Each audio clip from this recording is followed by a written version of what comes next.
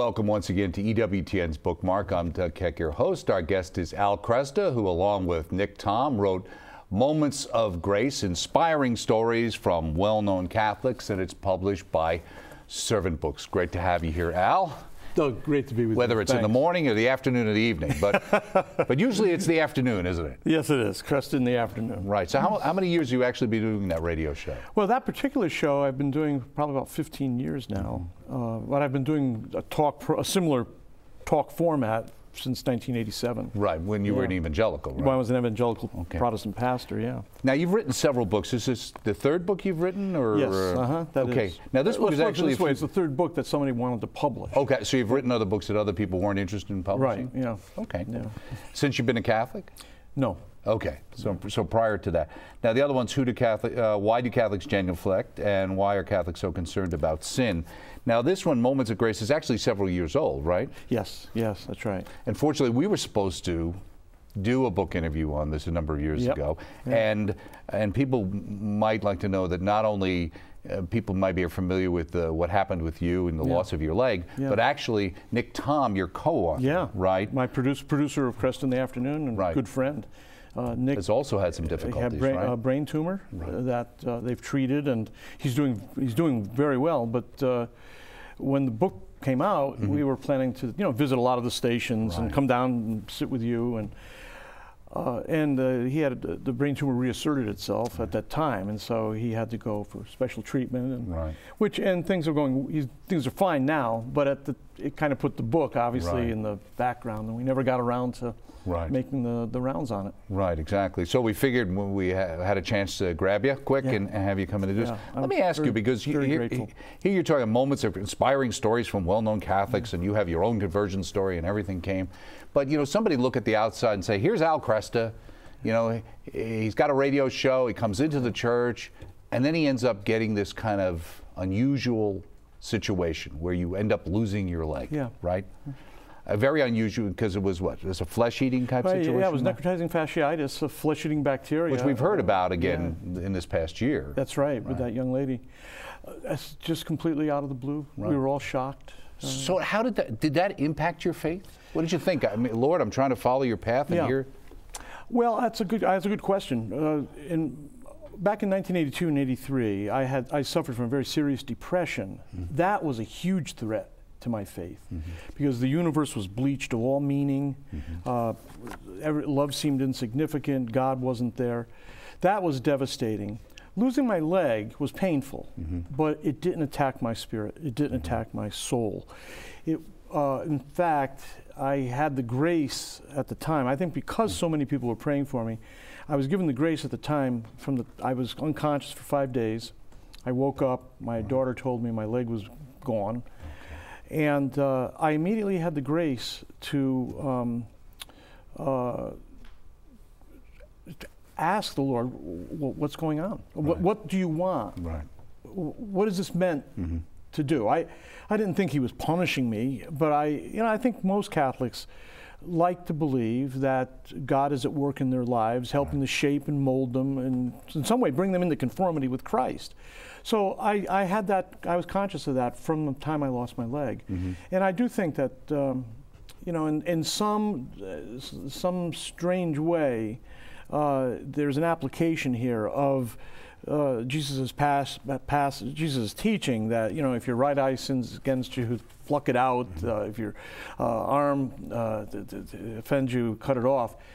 Now he doesn't mean that literally, but I think I was very ambulatory. I moved around a lot. I had a tough time sitting still, and it impacted my work. I had a tough time sitting down to write.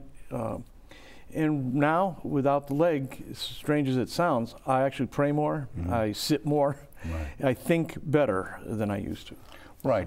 So I accept it as part of God's shaping in my life. Well, do you think sometimes, not to get distracted from going to some of the stories of the people in the book, but that there's sort of that health and wealth gospel that's out there. It's very popular these days. There's some names of people who sell tons of books, a lot more books than we sell here on Bookmark, unfortunately, for great Catholic authors like yourself. But they, it's this kind of if you believe in the Lord and, you know, He's going to make you wealthy or happy and everything's going to be wonderful if you do those things. And then people look and they say, well, here's Nick Tom, he's got a brain tumor in there. Al Kresta, look at Mother Angelica, you know, and then she has a stroma. People say, you know, is this really the route I want to follow? I just think that there's something wrong with that health and wealth gospel. I mean, people want, there's a natural human tendency to want the crown without the cross. There's the natural human tendency to turn God into an extension of my own desires. I mean, one of the things that Freud pointed out a long time ago is that human beings have a tendency to make God over in their own image. And, you know, he was wrong on a lot of things, but on that particular thing, I think he was right. Right, and I've seen some books that actually have shown that historically, where you can see that Jesus is ultimately a reflection of the times. Yes, that's right. That's right. So I think that the health and wealth gospel is really quite appropriate for Americans, the wealthiest country in the world, with maximum liberty. And so people recreate God in their image. God's going to give me the American dream. And he basically owes it to me because I'm a citizen here, you know. And I don't want to necessarily feel guilty about that. That's right. I definitely don't want to feel guilty about that. So don't talk to me about the rich young ruler or anything like that. Right. But I think that I was in Detroit for 10 years working in the low underclass area. And it was shocking to me the appeal that this health and wealth gospel had on inner city adults, not youth very often. It's interesting, the youth seemed to see through it. It was their parents that were suckered by this teaching of Kenneth Hagin, Kenneth Copeland, and others. I think it's, again, it's that natural human tendency to make God over into our image and likeness, and it's also the natural human tendency to avoid suffering. We want to avoid the cross, and yet we want to insist on the crown. But there's all this stuff about pruning in Scripture, unfortunately, which doesn't have anything to do with the bushes, right? No, it has to do with us. Well, let me ask you, you've been doing this radio show for years, and you've got a whole list of people. How many actually are in the book? Do you remember? About 30. About 30.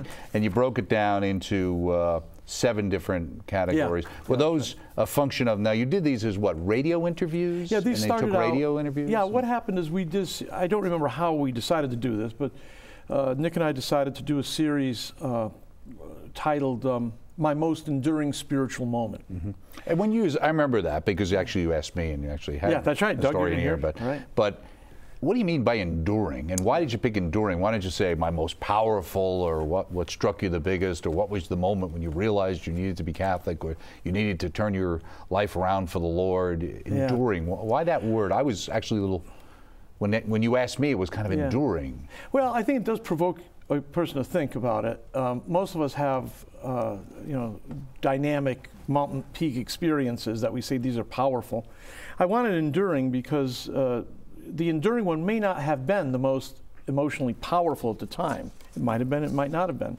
But Sister Ann Shields, for instance, in the book tells us a story that she had while she was a professed sister, and despair that she was experiencing, and she relates the story of encountering God. My guess, knowing Ann, that is not the most powerful experience she's ever had, but it's been the most enduring experience for her, in that it's the implications, the ripple effect has gone out farther. But emotionally, I don't think it was the most powerful experience. Well, do you think also, and speaking of that and focusing on enduring, and listening to you explain it now, in a sense that sometimes part of the problems that people have who have these spiritual reawakenings is there is no endurance. Right. Yes, yes. As a former evangelical, I know what it's like to give altar calls and to see people come up and ask to be filled and filled and filled and filled. I remember one time doing it, and a guy would come up and he'd pray, "Lord, fill me. I want to dedicate my life to you again. Fill me, Lord." And some woman yelled out, "Lord, fill him. He leaks." There's this because he keeps coming up to be refilled, right? But that's the problem, is that many people in the evangelical tradition think that you have this once-for-all commitment that you make to Christ. The Catholic tradition knows full well that it's got to be an ongoing conversion. And so we do expect that we leak. That's why we have the sacrament, and we're regularly going back. But in the evangelical tradition, as you know, they have this idea that kind of a revivalist approach where some night in May of 1974, I walked the sawdust trail and made a commitment to Jesus. Sometimes those stick, sometimes they don't. Right. And I think we and all sometimes know people even, or Catholics say through the charismatic renewal or other things, have this, let's say, mountain experience. Yeah. And then as it goes along, those experiences tend to go down. And as Mother would say, if you don't sacramentalize yourself into the church, in a sense, and realize, I always think of the Mount Tabor experience in a sense of Scripture. Like, let's build the tents and stay up here. Yeah. When our Lord's basically saying, no, you had this experience so you can go back down. Yes. And that's what really you're being prepared for, right? Yes, that's right. I think that is actually a good point about the relationship between spirit and sacrament here. Yeah, there are these powerful experiences that people have, but it's the consistency of the sacrament that really delivers the grace over the long haul. And sometimes we need to be whacked beside the head to get back in line. But it's always meant to draw us back to the sacrament. In fact, that's also a good test. Sometimes you hear of people who had evangelical experiences and they leave the Catholic Church. And I think if these experiences do not lead one back to the sacrament, there's something defective in them. Mm-hmm. Well, let me ask you, like we talked about the Damascus Road experience, asleep in the light, the invisible hand, one small step, faith under fire, family ties, and what you win them with is what you win them to. Those are the various categories you broke it up into, and some of the names, Norman McCorvey, Steve Ray, Ralph Martin, Russ Shaw, our own John Martinoni from Open Line, Teresa Tomeo, of course, and some other people, Marcus Grodi, a whole bunch of different people. Where would your story fit in this book? Where would you have put it? Under what category? My story is in Surprised by Truth. Was Pat Madrid's book. Yeah, right? And it's funny, I'm not sure what experience I would have seized on as my most enduring spiritual experience. I think I would have. I think that it would have been in that last category. What you win them with is what you win them to. And what does that mean? It means that when Christ calls a person to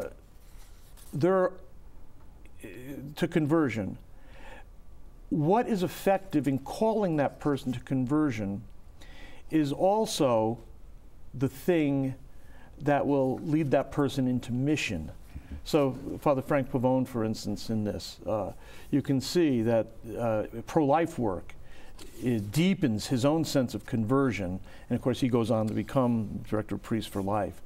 Father Pat Egan is mentioned there. He does a program called Fully Alive, which focuses on the resurrection power of Jesus. And in fact, his conversion, his deep conversion as a priest, occurs over the issue of the resurrection. So it's frequently the thing that you're one, with many people, what you're one with is what you're one to. For me, it was the recognition of the Lordship of Christ over all areas of life. That Jesus, that the faith wasn't something for Sunday mornings. It wasn't just about prayer. It wasn't just about even evangelism. But that the faith applied to the world of the arts, it applied to the world of the sciences, it applied to the world of politics and economics, and it applied, of course, to personal life and family life.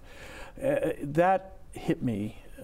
Because when I came to Christ back in 1974, it was with that recognition that Jesus was who he said he was, and if he wasn't Lord of all, he wasn't Lord at all. Right. So I was a student at Michigan State at the time, so I was able to immediately begin using these scripture and Christian tradition in my work at school. Professors liked it and got involved doing missionary work and evangelism right from the beginning on this basic message that Jesus is Lord over all areas of life. Now, when you have the 30 stories that are in here, did you ask others? Did you record other interviews that you and Nick decided not to use for any reason? There are some that we ran out of time, and there were a few that once the transcripts were put together and the people actually got a chance to read them. I was going to ask you about that. Did people decide, no, yeah, maybe not? I'm not going to mention them by name, but I can think of two right off the top of my head. Right. There were two that were exceptionally good, too. Right, I mean, they were very good stories.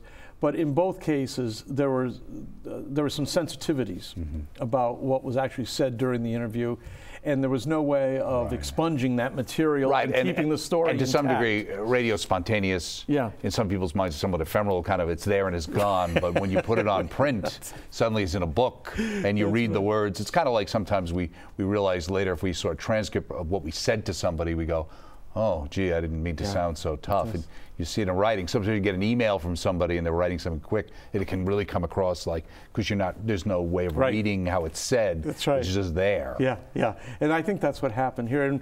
In one case, one of the, I won't mention names, but it's a very high-placed person in the hierarchy who decided that, no, it probably wasn't a good idea to have this in print. Right. Yeah. Another one was a well-known activist, Catholic activist. Now, did you see in the ones that you did use, and when Nick went through and sorted them and laid them out, etc., was there any sort of patterns that you tended to see in everyone's story, or were the patterns similarly inside the subgroups? No, that's good. That's a good question. The patterns in the subgroups are there. That's how we were able to distinguish the different categories. But there are some things that show up all the time. There's always an experience of turning away from something and towards God. There's always that turning. Frequently, there's some sense of struggle. There's some tension that has to be broken. There has to be some resolution. And frequently, there's coupled with that struggle, there's argument, internal argument, where people I think of John Martinoni, for instance. His story, it's really quite a wild story. I know. I mean, actually, I went back and read it. I had read the book, obviously, several years ago in anticipation, and I forgot that this kind of not quite vision thing. Yeah, I mean, he goes back to the Eucharist, and he begins to experience it. This is for about over a 6-month period, that he actually has auditory sensations of the crucifixion, hammering of nails during this while he's receiving the Eucharist, and he's transported back into first century Jerusalem, and it's a powerful story. But John is arguing with himself through this experience. It's like, what the heck is this? Right. So there's usually there's something about these experiences which are not immediately welcomed because they're odd. God is acting, and he's other than your imagination. So something new is entering a person's life, is happening here, and it's like, oh, wait.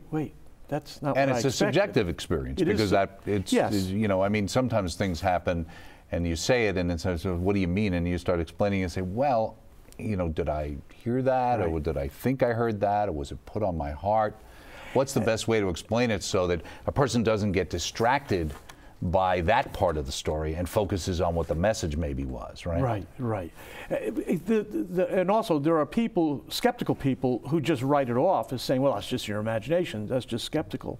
They're skeptical, and they just think it's subjective. But look, everything is everything that goes through your head is subjective. I mean, you can't have an experience except it's within you that you have it. The question is whether that experience is a product of your imagination or is it emanating from some other source? And that's why I think the struggle that people have with this is a hint that it really emanates from outside of them, that there's some sense of the set-apartness or holiness, something other than their imagination that's at work.